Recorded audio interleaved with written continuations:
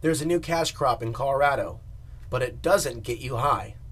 As the legalization of recreational marijuana took center stage last year, the hemp industry quietly grew in its shadow and is now positioned to be an economic boom for those hoping to hit it big in what appears to be a coming hemp rush in the wild, wild west.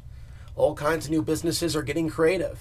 Hemp fiber, rope, paper fiber, dietary supplements like protein powder, and more all appeared on registration forms submitted to the Colorado Department of Agriculture. They are tasked with regulating the state's growing hemp industry. Hemp and marijuana derive from the same plant, which is cannabis, so they look identical.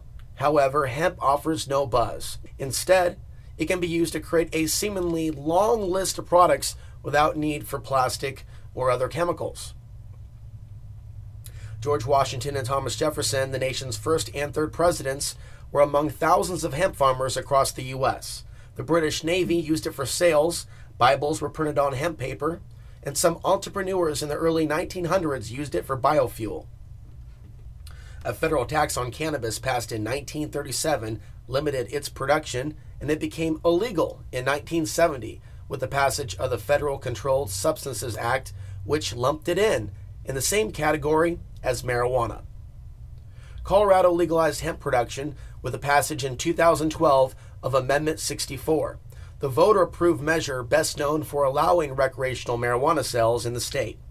As of mid-December 2014, the state tallied 131 registrants and 259 grow sites, totaling nearly 2,000 acres.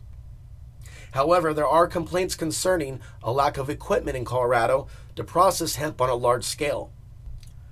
Growers in Colorado faced immense hurdles in 2014 to get enough seeds, a consequence of the federal government's prohibition of cannabis across the states. A literal don't ask, don't tell policy is governing how and where growers are acquiring their seeds. Regulations on hemp seeds containing more than 1% THC has rendered a great deal of available hemp seeds useless. 31% of tests done on hemp plants by the state registered too much THC. Some tests failed because growers crossbred marijuana and hemp. Companies are expected to launch later across Colorado that specialize in hemp seeds that are in line with state regulations.